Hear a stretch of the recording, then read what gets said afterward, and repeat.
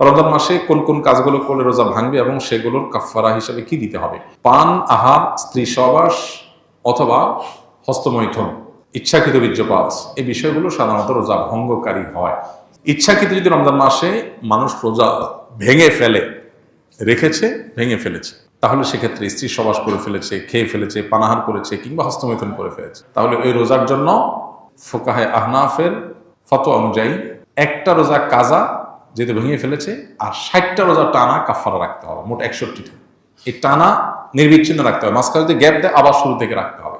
আর অন্য ওলামা ইকরাম, হাম্বলী মাযহাব ওলামা ইকরাম, তাদের দৃষ্টিভঙ্গি হলো শুধু স্ত্রী সহবাস বা যৌনতার সংশ্লিষ্ট কারণে যদি রোজা ভাঙে তাহলে কাফারা, আর না হলে শুধু কাজা। তবে একটা হাদিস আছে, নবী সাল্লাল্লাহু আলাইহি ওয়াসাল্লাম বলেছেন, কেউ যদি রোজা রাখার পর ভেঙে ফেলে, সারা বছর রোজা রাখলেও ও রমজানের ওই রোজার পরিপূর্ণ মর্যাদা এটা রিকভার করা সম্ভব না। দায় মুক্তি হবে, কাজা এবং কাফারের মাধ্যমে দায় মুক্তি হবে, মর্যাদা একটা হাসিল হবে না। রোজা মানেই তো নিয়ন্ত্রণ। গোটা পৃথিবীতে যত অন্যায় হয়, এই অন্যায়গুলো মৌলিকভাবে যে কয়েকটা কারণে হয়, তার ভিতরে দুটি কারণ হলো মেইন। একটা হলো মানুষের ক্ষুণ্ণ বৃত্তির জন্য, আর একটা যৌন বৃত্তির জন্য।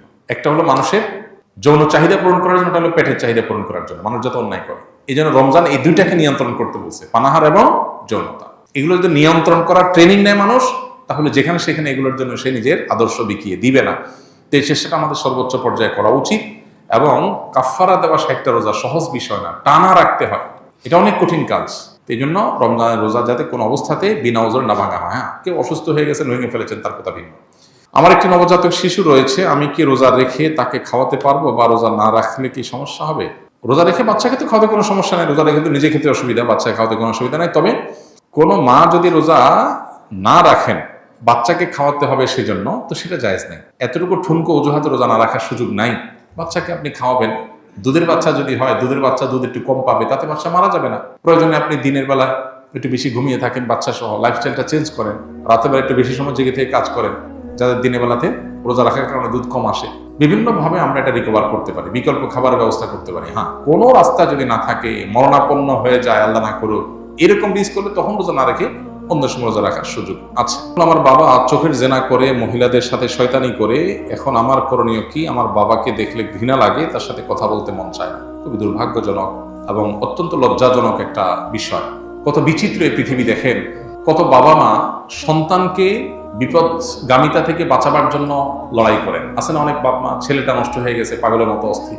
বেশিরভাগ ফ্যামিলিতে তো এইটাই হয়। কিন্তু এই প্রশ্নে আমরা দেখলাম উল্টাটা, যে বাবা বেলায়নে যাচ্ছে, বা ছেলের মধ্যে আল্লাহর ভয় আছে, বা ছেলের মধ্যে সততা তাকওয়া আছে, তে সে এই গুনাহের প্রতি ঘৃণাবোধটা তৈরি হয়েছে, বাবার কর্মে সে বরং বিব্রত এবং অস্বস্তিতে আছে। আমরা দোয়া করি আল্লাহ তাআলা তার বাবাকে পরিপূর্ণভাবে ইসলাহ এবং সংশোধন করে দেন।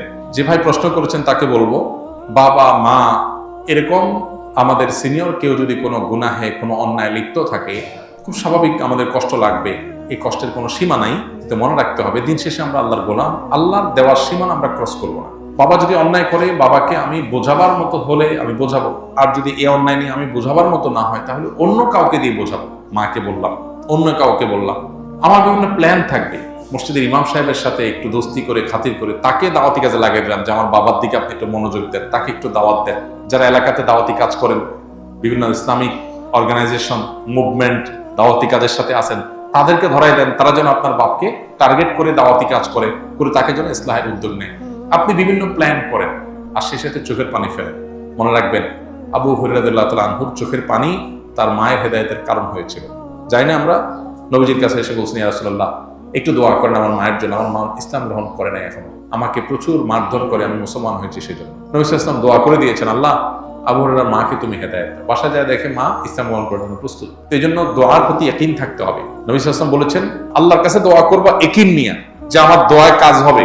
দোদুল্যমনা, সংশয় নিয়ে হবে কি হবে না সে ধরনের মানসিকতা নিয়ে দোয়া করলে দোয়া কবুল হবে না। এই জন্য আপনার বাবার জন্য আপনি দোয়া করেন, অন্যদেরকে দিয়ে বোঝান, খবরদার আপনি নিজে তার সাথে ব্যবহার খারাপ করতে যাবেন না। এটা খুব অ্যাসিড টেস্ট, অগ্নি পরীক্ষা, যে বাপ উল্টা পাল্টা করবে, আবার কিছু বলাও যাবে না বাপ সেদিন শেষে। তো এই পরীক্ষা আপনাকে জিততে হবে। আমরা দোয়া করি আল্লাহ তাআলা আপনার বাবা হেদায়েত নসিব করুন। চেষ্টার পরও যদি তিনি তার পথ থেকে ফিরে না আসে, তাহলে সেক্ষেত্রে আপনি সন্তান হিসেবে যতটুকু সম্ভব তাকে আপনি যতটুকু বলতে পারেন, কিন্তু সেটা যেন সীমানা ছাড়িয়ে না যায় লক্ষ্য রাখতে হবে। কেউ রমজান পেল, কিন্তু গুনাহ মাফ করাতে পারলো না, তার জন্য ধ্বংসের বদদোয়া করেছেন জিবরিল। নবী সাল্লাল্লাহু আলাইহি ওয়াসাল্লাম বলেছেন আমিন, আমি এটাকে সমর্থন করি। তার মানে জিবরিলের দোয়াতে নবী সাল্লাল্লাহু আলাইহি ওয়াসাল্লামের সমর্থন, এই দোয়া তো বিফল যাবে না। তার মানে রমজান পেয়েও যদি আপনি মাফ না পান, তাহলে ধ্বংস কেউ ঠেকাতে পারবে না, এটা চরম একটা দুর্ভাগ্য। এই জন্য রমজান মাসে যে কোনো মূল্যে আল্লাহর কাছ থেকে মাগফিরাত পাওয়ার চেষ্টাটা সেরকম আল্লাহর কাছে প্রত্যাশা রাখার মতো করে বদবন্দি করা দরকার এবং মাগফিরাত কামনা করা দরকার।